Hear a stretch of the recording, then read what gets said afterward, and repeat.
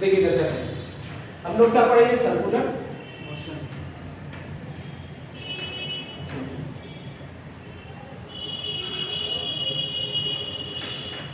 ये circular motion topic से ही clear हो रहा है कि हम लोग ऐसा पार्टिकल का मोशन का स्टडी करेंगे जो कैसे पाथ में मूव कर रहा हो, सर्कल में मूव कर रहा हो, मतलब एक सर्कल में मूव कर रहा हो, यानी कि कर्व में मूव कर रहा हो, स्ट्रेट पाथ में मूव ना कर रहा हो, है ना। अगर स्ट्रेट पाथ में मूव करता तो हम क्या बोल देते? रेक्टिलिनियर मोशन, मतलब एक स्ट्रेट पाथ में मूव, लीनियर मोशन या रेक्टिलिनियर मोशन। क्लियर हो? सर्कुलर मोशन भी एक लीनियर मोशन ही है, बट एक सर्कल में मूव करता है, इसीलिए उसको लीनियर मोशन ना करके रेक्टिलिनियर कहते हैं। स्ट्रेट पाथ मूव करेंगे तो कैसा मोशन हो जाएगा? वो रेक्टिलिनियर। क्लियर है? और सर्कुलर मोशन भी लीनियर क्यों है? क्योंकि इसमें भी पार्टिकल पूरी तरीके से मूव कर रहा है ना, यहां से यहां गया। और रोटेशन किसको बोलेंगे? घूमने, है ना। रोटेशनल मोशन किसको बोलेंगे? अपने में ही घूमना। जैसे क्या? टॉप लड्डू, जिसको लट्टू ना क्या बोलते हैं हिंदी में, घुमाते हुए देखिए तो वो क्या है? या व्हील, चक्का, ये कैसा मोशन है? रोटेशनल मोशन हो रहा है ना। तो उस तरह के मोशन को रोटेशनल कहते हैं, मतलब अपनी ही एक्सिस में रोटेट करना, ठीक, स्पिन करना, उसको रोटेशनल मोशन बोलेंगे। बट यहाँ पे हम लोग जो स्टडी करेंगे इस चैप्टर में सर्कुलर मोशन, तो इसका मतलब कोई पार्टिकल अगर यहां से मान लो यहां पे था, या ऐसे ऐसे करके मूव कर रहा है इस बार, तो यहां ऐसा मोशन हो जाएगा सर्कुलर मोशन। अब सर्कुलर मोशन में सारा पैरामीटर चेंज होने वाला है। जो लीनियर मोशन में पढ़ रहे थे वो सारा पैरामीटर यहाँ पे तो रहने वाला है नहीं, तो अलग अलग पैरामीटर को हम लोग यूज करेंगे। तो सर्कुलर मोशन में सबसे पहले हम शुरू करते हैं। अब अलग अलग चीज यहाँ पे यूज होने वाला है। मान लो यहाँ पार्टिकल थोड़ी देर पहले यहाँ था, उसके बाद पार्टिकल यहाँ चला, ठीक, यहाँ था पार्टिकल, उसके बाद थोड़ी देर बाद यहाँ चला गया, थोड़ी टाइम, ठीक। तो कुछ लीनियर डिस्प्लेसमेंट ट्रैवल किया है ना, तो मान लो s ट्रैवल किया, कितना? s, ठीक, या l ले लेते, l डिस्टेंस ट्रैवल, ठीक, इधर। तो इसका कुछ ना कुछ रेडियस था ना सर्कल का, यस, कुछ ना कुछ रेडियस था होगा सर्कल का, तो ये r रेडियस था, और ये कुछ डिस्प्लेसमेंट कवर किया, कितना? मान लो थीटा डिस्प्लेसमेंट कवर किया। तो ये अलग अलग टर्मिनोलॉजी है। तो ये क्या हो गया? Angular displacement. ये थीटा क्या है यहाँ पे? Angular displacement. r is what? Radius. l is what? Arc length. कौन सा लेंथ? Arc length. मतलब एक सर्कुलर सेक्शन का जो लेंथ होता है ना पेरीमीटर का, एक सर्कुलर सेक्शन में, उसको क्या बोलेंगे? Arc length. क्लियर हो गया? अब ये तीनों में एक रिलेशन है। क्या रिलेशन है? Theta equal to L upon R। ये रिलेशन पता होना चाहिए आपको, पहला रिलेशन। क्लियर है? ठीक। अब देखो, मान लो ये इसी छोटे से सेक्शन को, ये तो बड़ा ले लिए, अब इसको एक छोटा सा लेंथ, बस थोड़ा सा, मतलब ये कितना लेंथ का है? d थीटा, ठीक। तो d थीटा लेंथ का है, ये कितना है? dl लेंथ, ठीक, ठीक। और ये r है, रेडियस dr नहीं होगा, r पूरा है ना ये, ठीक। अब इसमें हम स्टडी करना चाहेंगे, तो यहाँ क्या करना पड़ेगा? d theta equal to dl by r, ठीक। अब एक चीज बताओ, हम लोग सर्कुलर मोशन में क्या पढ़े थे, ये लीनियर मोशन में क्या पढ़े थे कि डिस्प्लेसमेंट तो पढ़े थे, उसके बाद क्या पढ़े थे? वेलोसिटी। याद आ रहा है? उसी टाइप से सर्कुलर मोशन में भी वेलोसिटी पढ़ेंगे, लेकिन कौन सा वेलोसिटी? तो एंगुलर वेलोसिटी। कैसा वेलोसिटी? Angular velocity. तो एंगुलर वेलोसिटी क्या था? ये सारा टर्म क्लियर हो रहा है? ये एंगुलर डिस्प्लेसमेंट है। क्या? एंगुलर डिस्प्लेसमेंट, ये एंगुलर डिस्प्लेसमेंट है। और इसका यूनिट क्या है? क्लियर नहीं देते एक बार, इसका यूनिट क्या है? ऐसा यूनिट पढ़ा चुके ना, एंगल जिसको बोले थे, अरे रेडियन, रेडियन होता है ना जी, हाँ। दूसरा टर्म क्या है? एंगुलर। अच्छा, इसका डायमेंशंस क्या होगा? डायमेंशन लेस होता है, ठीक है। क्या होता है? डायमेंशन, क्योंकि लेंथ ऊपर नीचे भी लेंथ है ना। अब एंगुलर वेलोसिटी, एंगुलर वेलोसिटी, ये क्या होता है?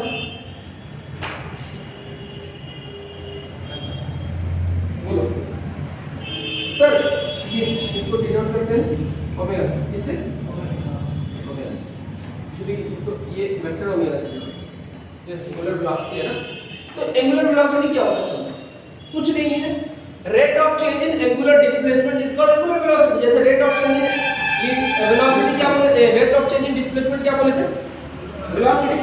यहाँ पे rate of change in angular velocity यानी कि angular displacement is called angular velocity. Clear हो? तो ये है क्या चीज, जो डम d थीटा बाय dt। लेकिन याद रखिएगा अगर d थीटा है तो ये वेक्टर होता है, क्या होता है, अगर डेल थीटा है तो इसके क्या मैं पढ़ाया था शायद तुम लोगों नहीं पढ़ाया हो तो ध्यान देना, अगर कहीं d थीटा छोटा एंगल तो ये क्या हो जाएगा, वेक्टर। अगर कहीं डेल्टा थीटा है ये स्केलर, इसमें वेक्टर नहीं डाल सकते। क्यों नहीं डाल सकते, बड़ा एंगल जो है ना उसका डायरेक्शन नहीं होता, लेकिन छोटा एंगल है तो उसका एक डायरेक्शन होता है छोटा सा, ठीक। तो छोटा इसी को मान लो यहाँ एक वेक्टर ले सकते हैं इस डायरेक्शन में, तो डेल्टा एल लिखेंगे तो डेल्टा थीटा लिखेंगे, बट इतना बड़ा अगर चेंज आ जाएगा तो क्या डायरेक्शन है यहाँ से यहाँ तक डायरेक्शन चेंज नहीं हो रहा, दिख नहीं रहा, बड़ा एंगल बनने से डायरेक्शन चेंज हो रहा है। इसीलिए डेल्टा थीटा जब लिखेंगे स्केलर हो जाएगा, डी थीटा क्या हो जाएगा, वेक्टर। तो याद रखना small very small angle is a vector quantity but change in angle is a scalar. Clear हो गया? तो यहां पे ध्यान रखना delta omega equal to D theta by dt पढ़ चुके हैं, ठीक। क्लियर है? अब इसको डेराइव करेंगे कैसे, तो देखते हैं, समझो। डी थीटा की जगह पे क्या लिख सकते हैं, यहाँ पे dl by dr लिख सकते हैं कि नहीं, हाँ। Vector omega equal to D theta की जगह पे क्या लिख सकते हैं, dl by r लिख सकते हैं, by dt है। एक चीज बताओ, r चेंज हो रहा है क्या टाइम के साथ, रेडियस चेंज हो रहा है, नहीं हो रहा, तो r निकल जाएगा, नीचे आ जाएगा 1/r dl by dt। और dl by dt l क्या है, ये वाला लेंथ है ना, तो change in linear displacement per unit time क्या होता है, वेलोसिटी होता है ना। कौन सा वेलोसिटी, लीनियर वेलोसिटी, मतलब इधर की तरफ जो वेलोसिटी है v है कि नहीं, ये वेक्टर v, तो ये वेक्टर v आ जाएगा।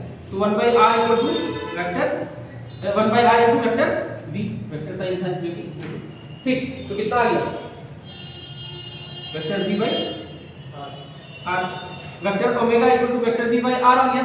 तो v इक्वल टू कितना आ गया, v equal to omega into r, तो vector r vector omega vector into r omega vector cross product होता है, ठीक। कैसा प्रोडक्ट होता है, हाँ, v equal to r omega होता है, v इक्वल टू r कितना r आया ना, वेक्टर r रेडियस भी इसमें भी वेक्टर ही रहेगा r के साथ, r रेडियस का भी एक डायरेक्शन होगा ना आउटवर्ड, ठीक। तो क्या हो जाएगा, देखो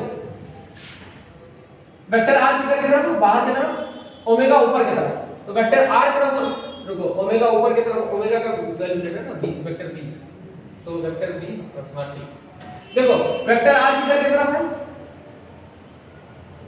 इधर की तरफ, ओमेगा किधर, ऊपर की तरफ, तो रुको, omega cross vector r cross omega, vector r cross vector omega.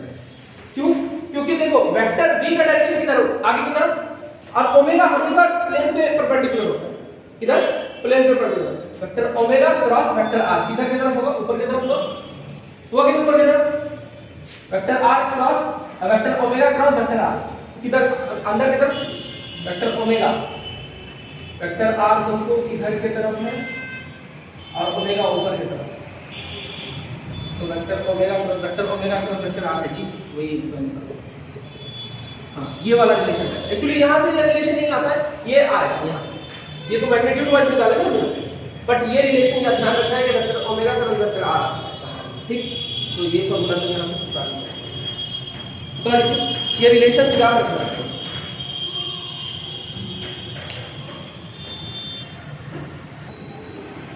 समझो, ये डायरेक्शन डायरेक्शन का क्लियर होना बहुत इंपॉर्टेंट है।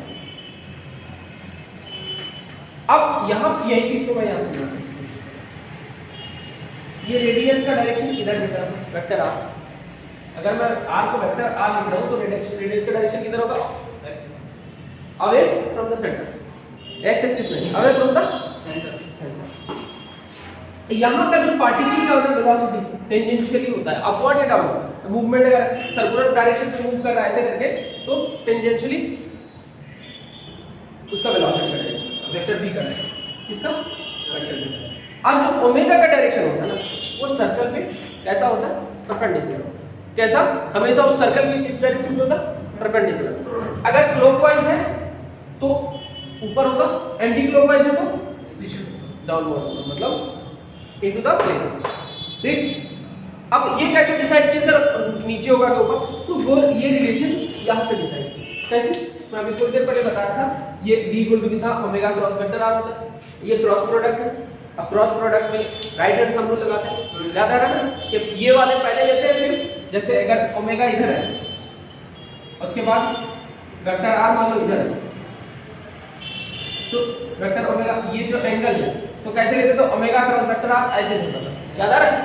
अब यहाँ पे ओमेगा किधर की तरफ है, ऊपर की तरफ, किधर, इधर की तरफ है, और r किधर है, उधर। तो पहले हम किधर रखेंगे, इधर, उसके बाद r को ऐसे घुमाएंगे, ऐसे घुमाएंगे ना, ओमेगा क्रॉस r किधर की तरफ जा रहा है, ऊपर की तरफ। इसका मतलब v का डायरेक्शन किधर होगा, ऊपर होगा ना, समझ में आ रहा है।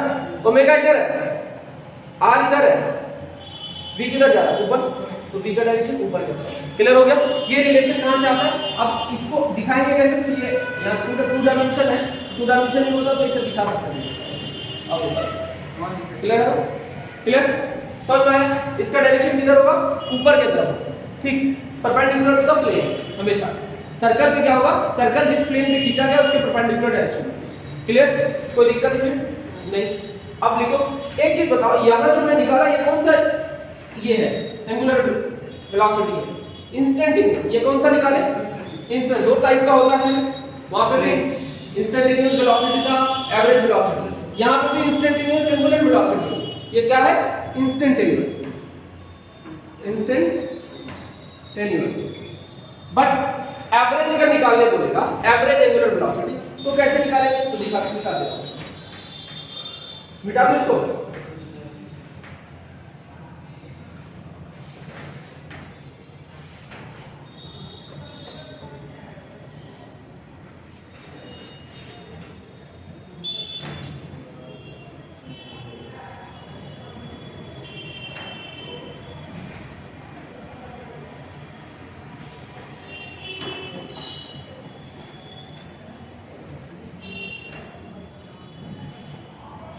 एवरेज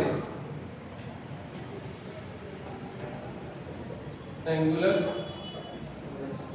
वेलोसिटी,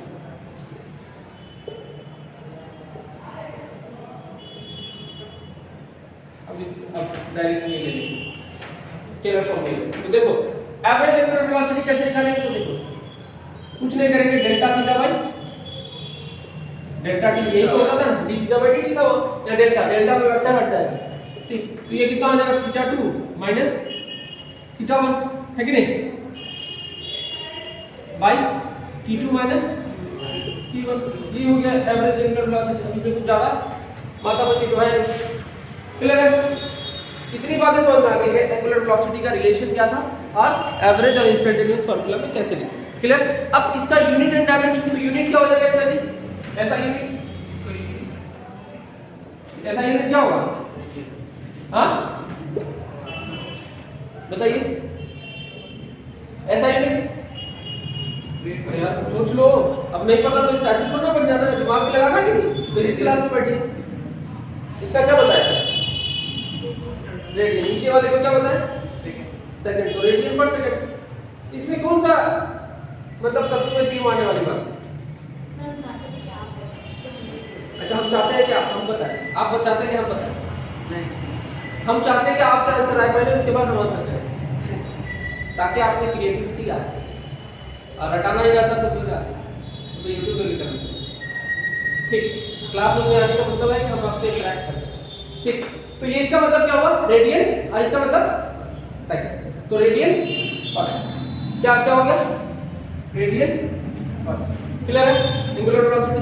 अब एवरेज एंगुलर वेलोसिटी क्लियर, ठीक, इतनी बातें समझ में। अब रिलेटिव एंगुलर वेलोसिटी क्या होता है उसको समझो।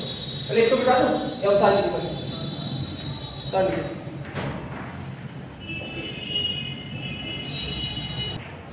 देखो इधर एक टॉपिक निकाल लो इसी में, relative angular velocity.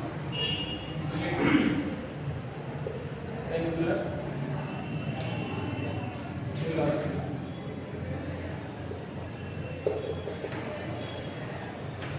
relative angular velocity मतलब angular velocity of one object with respect to another object, मतलब दोनों ऑब्जेक्ट जो ना मूव कर रहा है, मान तो एक मतलब मूव कर रहा है तो ऐसा नहीं कि वो आगे जा रहा है तो उसके पीछे पीछे उसी से डायरेक्शन में जा रहा है, नहीं, एक कहीं किधर और जा रहा है तो एक दूसरे तरफ जा रहा है। मान लो ऐसा दो मतलब ये एक बॉडी यहाँ पे, मान लो एक पार्टिकल यहाँ, ये इधर जा रहा है, ठीक है, ये इधर जा रहा है, मान लो ऐसा ये ए है और ये बी, ये पार्टिकल बी है और पार्टिकल ए, तो पार्टिकल बी का वेलोसिटी इधर की तरफ है, पार्टिकल ए का वेलोसिटी इधर की तरफ, ठीक।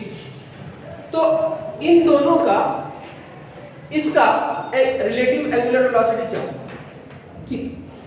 एंगुलर वेलोसिटी खाली इसका पूछता तो आराम से निकाल लेते, क्या करते तो एंगुलर ओमेगा इक्वल टू क्या पड़ेगा, v बाई आर, यही ना पड़ेगा, तो आराम से ये फॉर्मूला लगा के निकाल लेते। कैसे?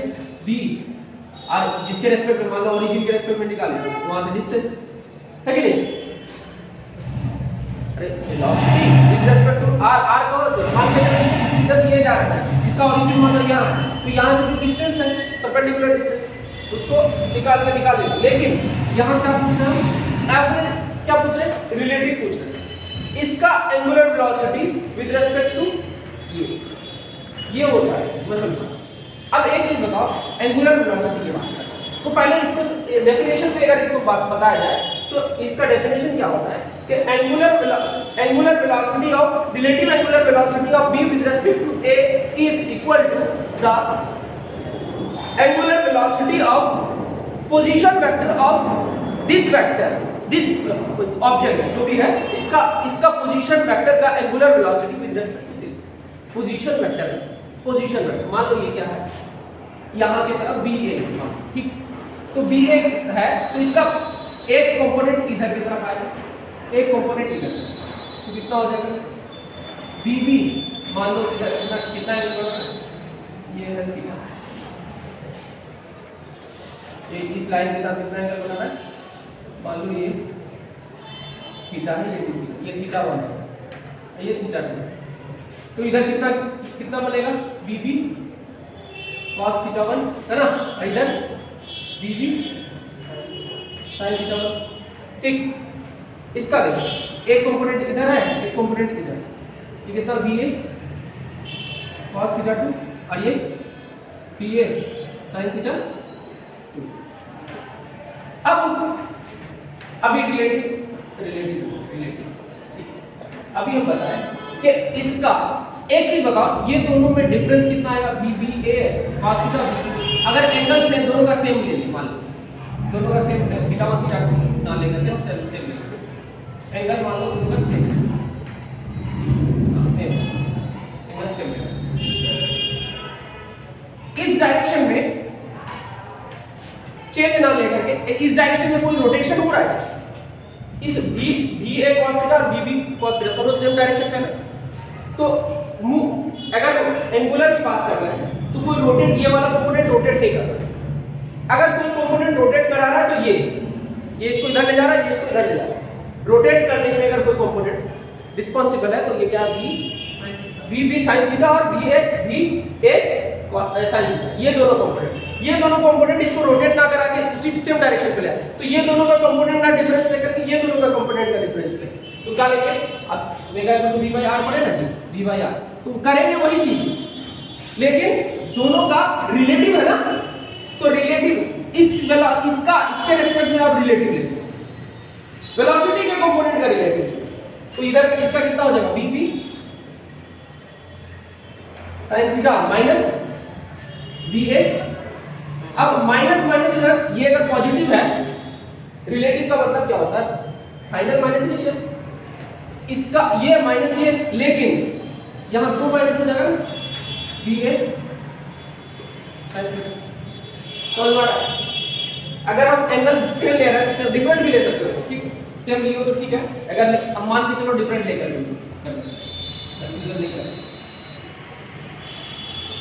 डिफरेंट एंगल डिफरेंट भी ले सकते हो, डिफरेंट लेकर भी चल।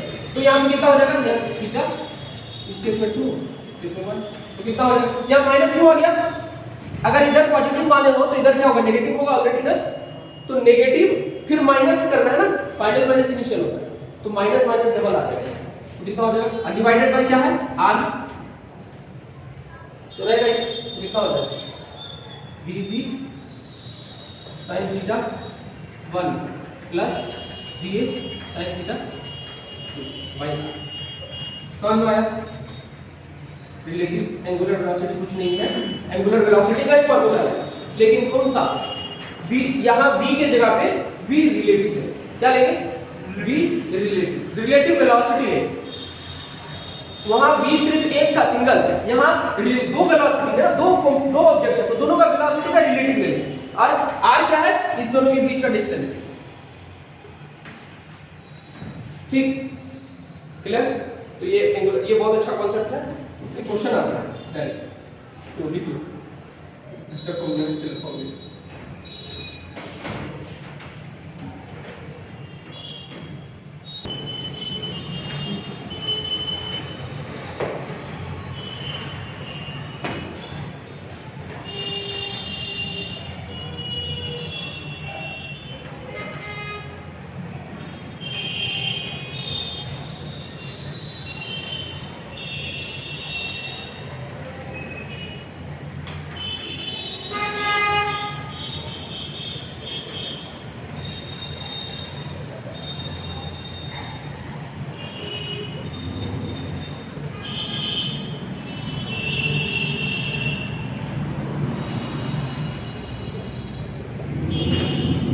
क्या होता है समझो, जैसे हम लीनियर एक्सीलरेशन पढ़े थे, एक्सीलरेशन का definition rate of change in velocity with respect to time, same चीज यहाँ पे सर्कुलर मोशन में पढ़ रहा है, तो यहाँ पे इसका मतलब घूम रहा है, एंगुलर डिस्प्लेसमेंट ला रहा है, और एंगुलर डिस्प्लेसमेंट की वजह से एंगुलर वेलोसिटी आया, तो rate of change in angular velocity is called angular acceleration. Clear हो?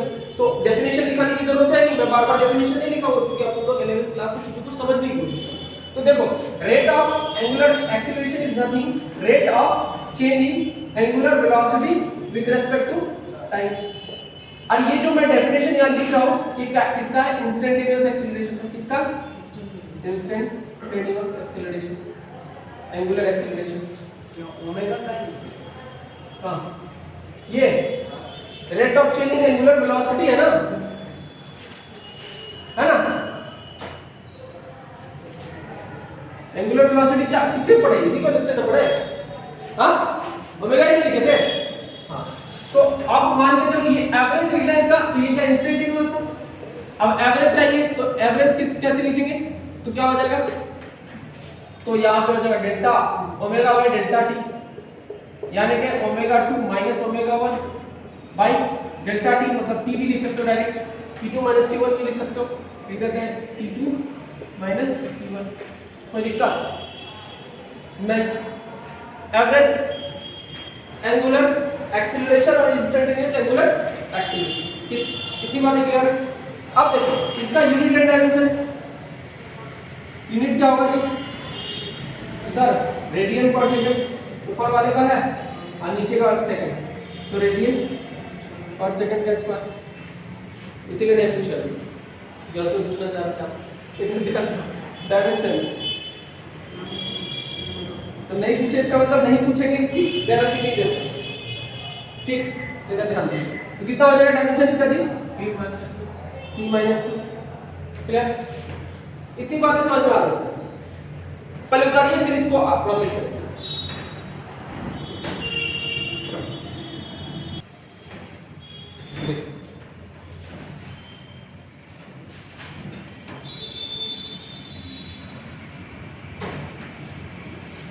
अब एक्सीलरेशन का ना दो कंपोनेंट होता है, क्या होता है? जो एंगुलर एक्सीलरेशन है ना, तो दो कंपोनेंट मैं समझाने की कोशिश कर रहा हूँ। सुनिए, मैं इससे पहले क्या पढ़ा था, एक फार्मूला पढ़ा। क्या पढ़ा सर? मान लीजिए, अच्छा ठीक, v इक्वल टू क्या पढ़ा था? ओमेगा इक्वल टू क्या पढ़ा? v के फॉर्म में पढ़े थे ना लास्ट डेरिवेशन क्या था? Vector omega cross vector omega cross vector, ये पढ़ा। अब इस इक्वेशन से हमको एक्सेलरेशन निकालना है और एक्सेलरेशन का दो कंपोनेंट याद रखना है। अब इसको मैं एक फिगर बना के बताऊंगा। अगर फिगर के थ्रू देखी जाए, इसको एक्सप्लेन कर दूं, पहले लेना कर देता हूं, उसको यूज करूंगा। देखो समझो, अब ये वेक्टर v है, इसको डिफरेंशिएट कर दे अब इसको भी तो डिफरेंशिएट करना पड़ेगा, है ना? बोथ साइड डिफरेंशिएशन होता है, ठीक। अब वेक्टर dv by dt क्या होता है जी? a वेक्टर मतलब acceleration, rate of change in velocity with respect to time, acceleration. कौन सा एक्सीलरेशन? क्योंकि वेलोसिटी लीनियर है, एक्सीलरेशन भी लीनियर, इसका मतलब a आएगा, ठीक।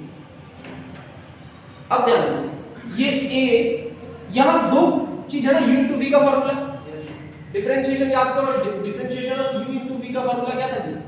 u एक बार u को डिफरेंशिएट, u को रखते थे, v को डिफरेंशिएट करते थे, फिर v को रखते थे, u को डिफरेंशिएट करते थे, यही करते थे ना, वही कर रहे हैं। क्या करना, u को रख दिए, v को डिफरेंशिएट कर दिए, प्लस v को रख दिए, पहले अब इसको डिफरेंशिएट किए, r को रख दिए। अब बोलो सर सामने क्यों नहीं रखे हमने? सर ये सामने रखा हुआ भैया, क्रॉस है, क्रॉस में ना आगे पीछे चीजों को कर नहीं सकते, तो पहले इसको रख दिए, इसको डिफरेंशिएट किए, तो फिर दूसरे बार में इसको रख दिए, तो रखना है उसको अपनी जगह पे, क्योंकि यहाँ क्रॉस है, क्रॉस इसमें तो मतलब ऐसे मल्टीप्लाई था तो आगे रखो पीछे रखो बात बराबर, लेकिन क्रॉस में ना वेक्टर में क्रॉस में आगे पीछे नहीं कर सकते, आगे पीछे करते ही साइन चेंज हो जाता है, डायरेक्शन चेंज हो जाता है, तो यहाँ क्रॉस में आगे पीछे नहीं कर सकते, इसलिए वही पर जहां का वही, बट डिफरेंशिएशन तो कर सकते ना, अपनी ही जगह पे जाके उसी के घर पे जाके डिफरेंशिएट कर दिया, ठीक। अब समझो, वेक्टर a इक्वल टू क्या हो गया? Vector omega, vector dr by dt क्या हो सकता है? देखो ये रेडियस था ना, बोल रहा है कि रेडियस में चेंज, अगर रेडियस में थोड़ा मान लो ऐसा पार्टिकल ऐसे घूम रहा है, तो यहाँ रेडियस में चेंज नहीं आएगा, r था तो इधर बड़ा, देखो r छोटा हो गया, फिर इधर बाद r बड़ा हो गया, है ना? r चेंज हो रहा है ना टाइम के साथ, रेडियस चेंज हो रहा है, तो r में जब भी चेंज होगा तो ये क्या हो जाएगा? तो रेडियस मतलब r क्या लीनियर पार्टिकल, रेडियस है ना, तो रेडियस है तो कितना हो जाएगा? वेक्टर v हो जाएगा। आप देखो d ओमेगा बाय dt क्या होगा? r मतलब वेलोसिटी की बात है, लीनियर r एक लीनियर पार्टिकल ये है ना, तो उसका v हो जाएगा, dr बाय dt का हो जाएगा v। अब यहां समझो, d ओमेगा बाय dt क्या? अभी थोड़ी देर पहले तो पढ़े ना, एंगुलर एक्सीलरेशन है ना, एंगुलर एक्सीलरेशन पढ़े थे ना d ओमेगा बाय dt, तो ये क्या हो जाएगा? Vector alpha cross vector alpha, दो कंपोनेंट आया, ये और ये अलग अलग चीज। इस कंपोनेंट को अभी थोड़ी देर पहले पढ़ेंगे, ये इसको नहीं पढ़े, इस कंपोनेंट को नहीं पढ़े, अब इस कंपोनेंट का नाम हम क्या देंगे? ए सेंट्रीपिटल एक्सेलरेशन, और इस कंपोनेंट को क्या बोलेंगे? ए टेंजेंशियल। दो कंपोनेंट एक्सीलरेशन का दो पार्ट में आ रहा है, एक टेंजेंशियल दूसरा सेंट्रीपिटल। अब ये है क्या चीज समझो। अब मान लो कोई सर्कुलर पार्टिकल मूव कर रहा था, इसमें ना दो एक्सीलरेशन, मान लो इसका ये इसका एक एक्सीलरेशन टेंजेंशियल सेंट्रीपिटल होता है AC टुवर्ड द सेंटर, किधर किधर? Toward the centre. Centripetal acceleration किधर लगता है हमेशा? सेंटर के तरफ, ठीक। उसी की वजह से सर्कुलर मोशन होता है। दूसरा टेंजेंशियल एक्सीलरेशन किधर की तरफ लगेगा? इधर, मतलब टेंजेंशियल जिधर V लगता है तो 8t। अब AT इधर AC इधर, तो इसका नेट इफेक्ट किधर होगा? इधर की तरफ होगा ना, यही है A। अब यहाँ एक्सीलरेशन ना टेंजेंशियली नहीं लग रहा है, या फिर टुवर्ड सेंटर नहीं लग रहा, ये बीच में कहीं लग रहा है। ठीक, क्यों? क्योंकि दो कंपोनेंट है ना, टेंजेंशियल और सेंटीमीटर। हाँ, कोई एक इसमें से जीरो हो जाएगा, मान लो 80 जीरो हो गया टेंजेंशियल, तो किधर लगेगा? सिर्फ सेंटीमीटर, एक्सीलरेशन सेंटीमीटर।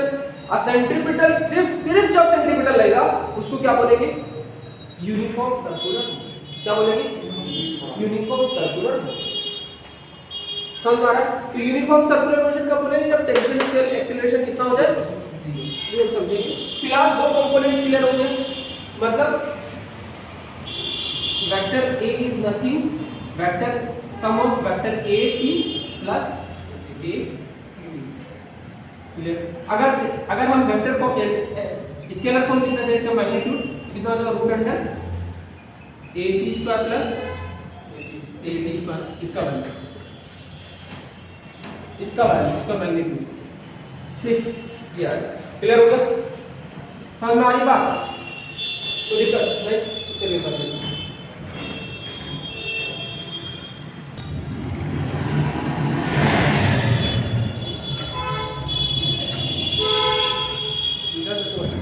दिक्कत है?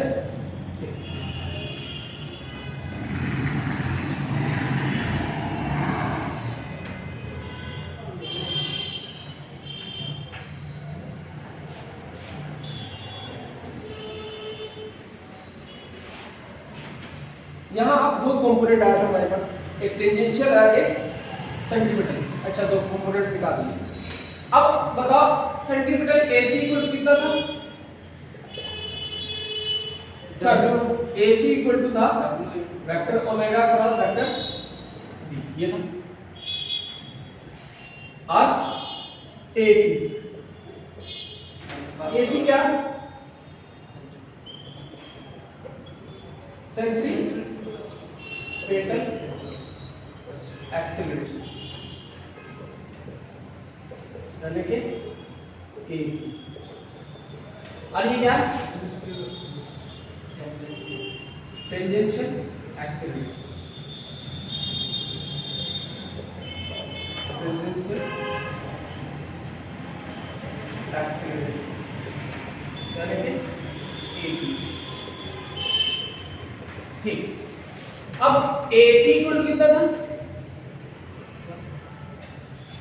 अल्फा बाद में था कि अल्फा पहले था? अल्फा पहले था ना, vector alpha cross vector R। दादा समझिए, AC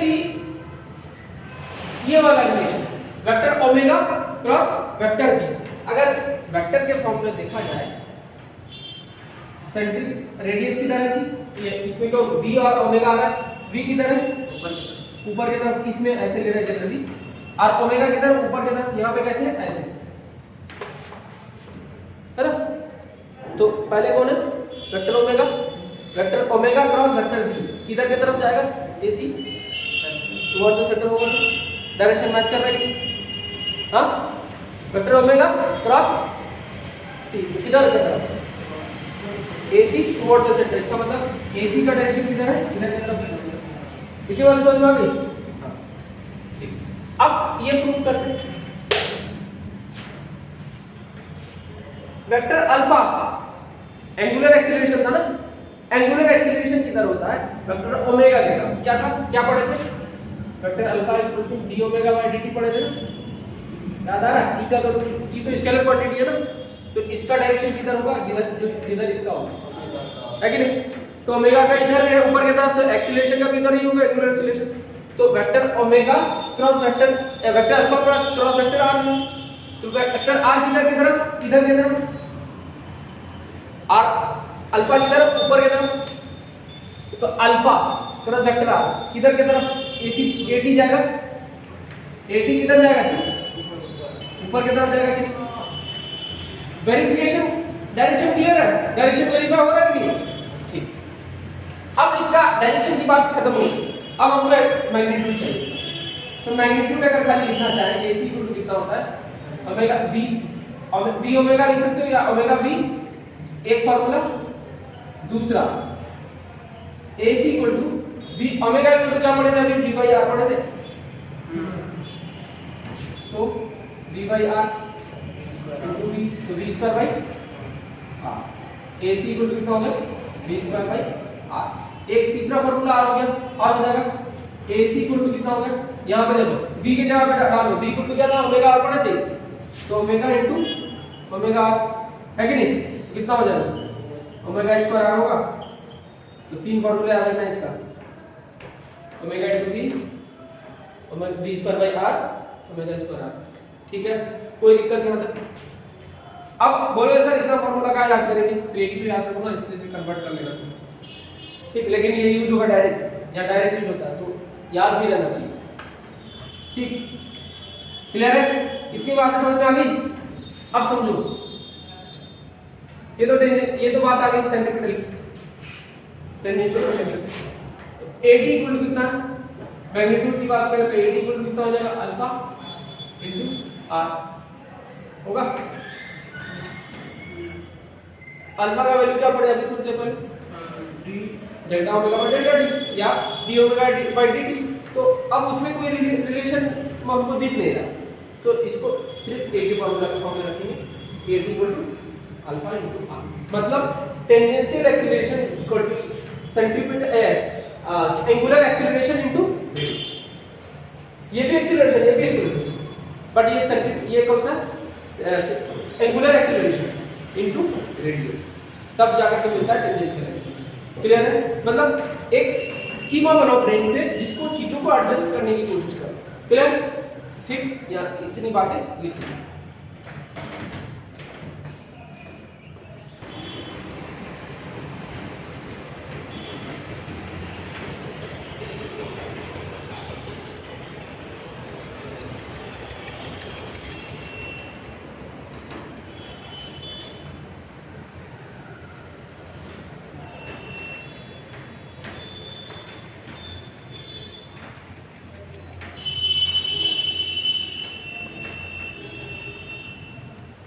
अब समझो uniform circular motion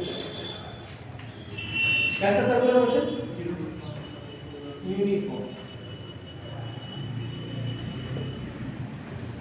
uniform term से क्लियर हो रहा है कि सर्कुलर मोशन ऐसा मोशन जिसमें जो चेंज आए ना सेम इंटरवल में सेम चेंज आए।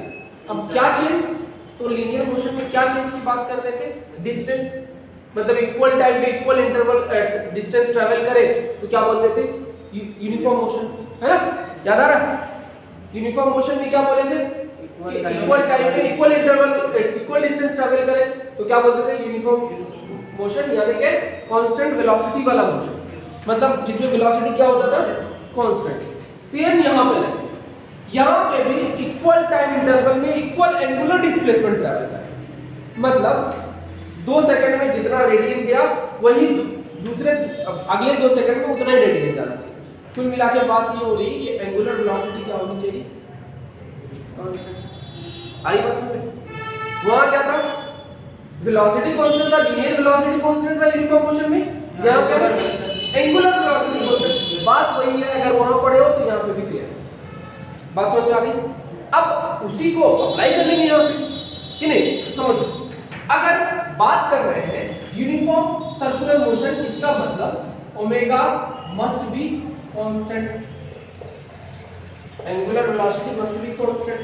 और ये कांस्टेंट कब होगा, जब d, मतलब अगर बात करें ओमेगा कांस्टेंट है तो ओमेगा, ये अगर d ओमेगा बाय dt क्या हो जाएगा, 0 हो जाए, है ना। कांस्टेंट का डिफरेंशिएशन क्या होगा, 0। तो 0 मतलब ये क्या है, यही तो अल्फा है ना। इसका मतलब एंगुलर एक्सीलरेशन क्या हो, एंगुलर एक्सीलरेशन क्या हो, 0 हो जाए। समझ में आ रही, एंगुलर वेलोसिटी कांस्टेंट हो और एंगुलर एक्सीलरेशन 0 हो जाए। अब एक चीज बताओ, एक्सीलरेशन में क्या क्या कंपोनेंट था, सेंट्रीपिटल था और टेंजेंशियल था। सेंट्रीपिटल का फार्मूला था ओमेगा क्रॉस वेक्टर v और इसका था vector alpha cross vector r। ये 0 हो गया ना यूनिफॉर्म के लिए, आड़ी बात समझ में। अब ये 0 हो गया तो जो सिर्फ ओमेगा क्रॉस वेक्टर थी, इसका मतलब कौन सा एक्सीलरेशन सिर्फ रहा? सेंट्रीपिटल एक्सीलरेशन है कि नहीं? है कि नहीं बताओ? इसका मतलब यहाँ एक ही एक्सीलरेशन बचा। जो दो एक्सीलरेशन था उसमें से टेंजेंशियल वाला क्या हो गया? तो uniform circular acceleration is nothing, it is the motion of an object in a circular path when the tangential acceleration of the object is 0 and it has only one component of the acceleration, that is the centripetal acceleration. clear है?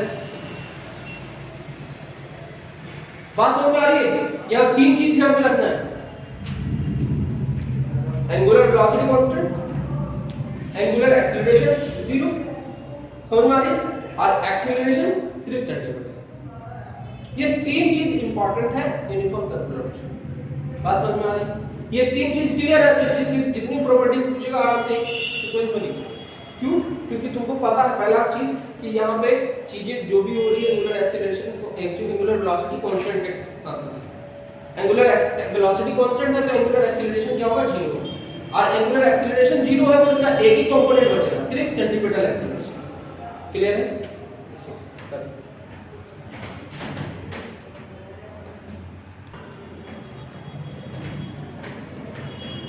इतनी बातें समझ में आ रही है? अब देखिए एक टर्म यहाँ लिख लीजिए पहले, उसके बाद non uniform circular motion. Centripetal force, क्योंकि सेंट्रीपिटल एक्सीलरेशन के साथ सेंट्रीपिटल फोर्स पढ़ा देंगे तो ज़्यादा समझना है।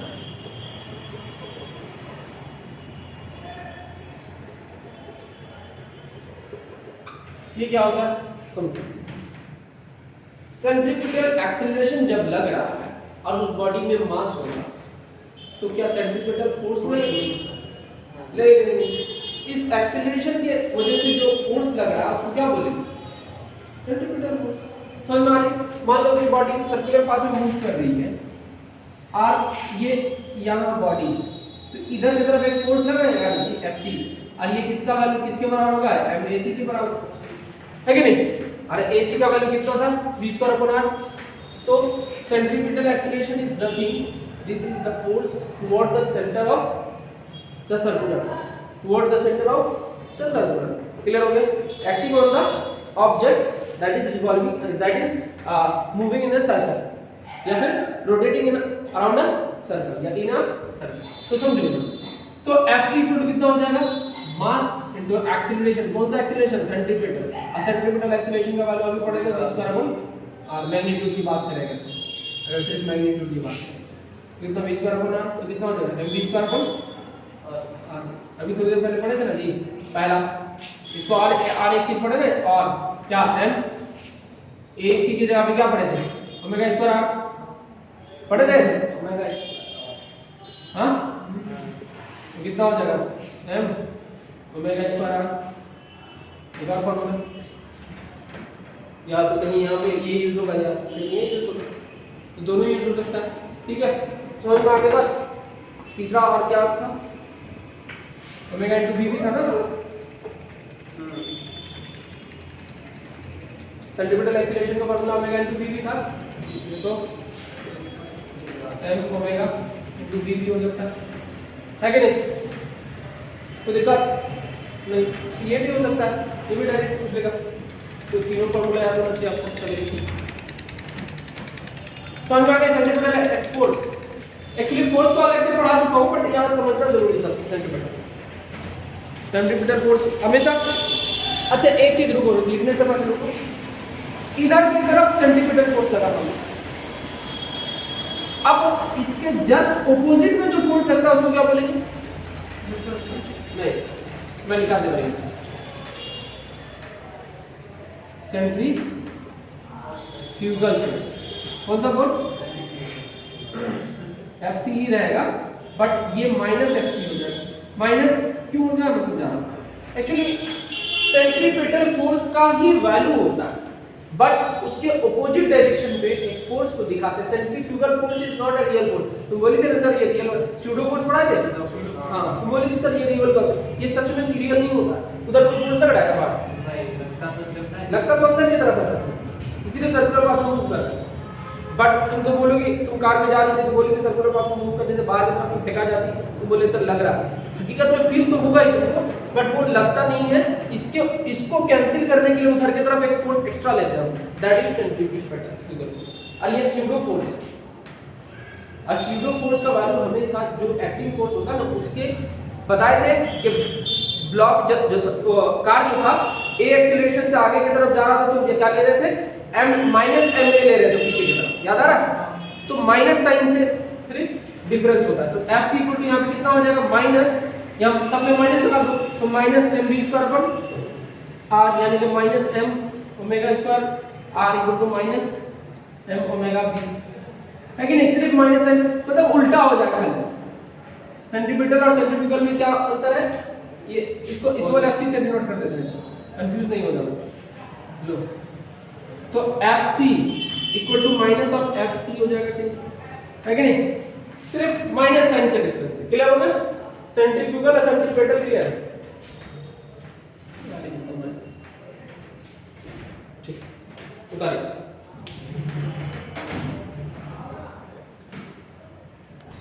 न्यूमेरिकल से लोग डरते हैं, थ्योरी में क्या खेलना है। इधर क्या होता है, नॉन यूनिफॉर्म सर्कुलर मोशन पढ़ लेते हैं।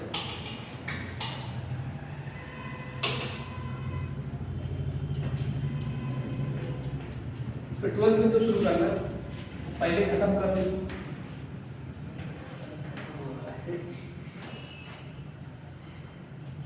कब स्टार्ट करेंगे 12th मार्च के एंड तक करेंगे, क्योंकि 11th बिना 11th 12th शुरू भी कर देंगे तो फिर पीछे आना ही पड़ेगा हमको। फिजिक्स वहाँ पर बोले सर ये कैसा है, फिर वहाँ साइड में ऐसे करके पता होगा, तो पहले इसको खींच लेते हैं हम लोग, थोड़ा पोटेंशियल के साथ आप 2-2 घंटा खींचेंगे तो न्यूमेरिकल थोड़ा कम कर लेंगे, ठीक, कोई दिक्कत नहीं। लिखो नॉन यूनिफॉर्म सर्कुलर खींच देंगे, टेंशन नहीं लो, क्योंकि मैं 12th का ज़्यादा जो सिलेबस था उसको लास्ट में खींचना था, तो 6-6 घंटा लेकर के 2-3 दिन में पूरा आधा से ज़्यादा सिलेबस करवाया, तो टेंशन नहीं लेना सिलेबस का। सिलेबस खींचने के लिए एक दिन मेरे लिए काफ़ी होता है, बट पूरा 11th एक दिन में खींचा, लेकिन वो लेने भी जाना चाहिए आपको ना, तो वो एक दिन में नहीं दे पाएंगे, बट हाँ सिलेबस हो जाएगा। आप लोग थोड़ा सा स्ट्रेंथ के साथ आइएगा। देखिए ये नॉन यूनिफॉर्म सर्कुलर मोशन, तो नॉन यूनिफॉर्म सर्कुलर मोशन क्या होता है, सिंपल, यूनिफॉर्म में क्या चल रहा था, एंगुलर वेलोसिटी क्या था, कांस्टेंट था। इसमें क्या होगा, कांस्टेंट नहीं होगा, इसका मतलब चेंज हो रहा होगा, है ना। अब कांस्टेंट अगर नहीं है, omega not equal to constant, मतलब कांस्टेंट नहीं है, तो d omega by dt zero होगा क्या, नहीं होगा। अब ये जीरो नहीं है तो अल्फा क्या जीरो होगा, एंगुलर एक्सीलरेशन जीरो होगा। अब ये जीरो नहीं है तो a equal to a c plus a t था ना, मतलब सेंट्रीपिटल और टेंजेंशियल, तो ओमेगा क्रॉस v, तो इसमें तो अल्फा था ही नहीं, तो बात ही नहीं बनेगी, इसमें तो ये तो रहेगा ही, इसमें अल्फा है। अब ये भी जीरो नहीं हो सकता, ये जीरो नहीं होगा तो इसका मतलब ये पूरा टर्म यहाँ अवेलेबल होने वाला है। इसका मतलब वेक्टर ए में दो चीज आने वाला है, ए सी का स्क्वायर प्लस ए टी का स्क्वायर, है कि नहीं, आ रही बात समझ में। दोनों कंपोनेंट अवेलेबल है यहाँ। अब दोनों कंपोनेंट अवेलेबल है तो अब क्या पार्टिकल यूनिफॉर्म घूम रहा है, नहीं घूम रहा। अब पार्टिकल का ना सिर्फ टेंजेंशियल एक्सीलरेशन नहीं, अब मतलब सेंट्रीपिटल नहीं, अब टेंजेंशियल भी काम कर रहा है, तो इधर की तरफ एक्सीलरेशन, नेट एक्सीलरेशन इधर की तरफ, पहले क्या था, नेट इधर ही था, तो इसीलिए सर्कुलर पाथ में घूम पा रहा था। अब क्या है ना, नॉन यूनिफॉर्म सर्कुलर मोशन है, अब यूनिफॉर्म नहीं रहा, धीरे धीरे धीरे धीरे इसका स्पीड बढ़ रहा है, तो यूनिफॉर्म नहीं रहेगा। हाँ, ये नहीं कि पाथ उधर चल जाएगा, घूम के नहीं, घूमने नहीं, बाहर नहीं जाएगा, उसी सर्कल में घूम रहा, बट यूनिफॉर्म नहीं है, धीरे धीरे स्पीड क्या हो रहा, बढ़ रहा, समझ में आ रही। तो this is not uniform, this is non uniform circular. Non uniform में क्या होगा, एंगुलर वेलोसिटी कांस्टेंट नहीं है। क्लियर हो गई? अब एंगुलर वेलोसिटी कांस्टेंट नहीं है तो ये सारी प्रॉपर्टीज क्लियर हो गई इसमें। ठीक, समझ में आ गई बात? कोई दिक्कत नहीं? तो इतनी बातें समझ में आनी चाहिए non uniform circular motion. Clear है? उतार दीजिए इसको पहले, ऑन कर दीजिए। चलिए, इतनी सारी बातें हो गई, वीडियो में पता नहीं चला। तो इधर देखो, ये कितना हो जाएगा, omega square equal to omega not का स्क्वायर प्लस 2 अल्फा। एस की जगह पे क्या हो जाएगा, थीटा होगा। हाँ, और यूज होगा डायरेक्ट, तो उसको तो डायरेक्ट नहीं किया हूं मैं, इसी से यूज कर रहा हूं। क्यों? क्योंकि अलग इसको जितना टाइम में डिराइव किया हूं उतना टाइम इसमें भी लगा होगा, तो फिर तो हो गई ना। तो कंपेयर कर लो ना डायरेक्ट, क्योंकि चीज वही था ना। ठीक, S equal to U T plus half A T square. इधर कितना हो जाएगा जी, theta. Theta equal to omega naught T plus half alpha T square. उसके बाद nth सेकंड में डिस्टेंस कितना था, n/2 प्लस n/2 था। भूल के खा गए आप तो, थे नहीं शायद। फिर बोलो u plus a/2 2n minus 1 था जी। देखो नहीं एकदम सही है। चलो क्लियर, ये फॉर्मूला। ठीक, आगे देखो सर, तो थीटा nth सेकंड पे थीटा कितना हो जाएगा, u not omega naught plus a/2 2n minus. बात समझ में आ गई? कोई दिक्कत इसमें नहीं? इतनी बातें तो समझ में आनी चाहिए। इतनी सारी फार्मूला आपको कंपेयर करके ही डायरेक्ट, ये फार्मूला तो पहले से याद है तो उसको याद करने की जरूरत नहीं, बस डिस्प्लेस करते हैं। ठीक, इतनी बातें समझ में आ गई? टेबल पे लिखिए।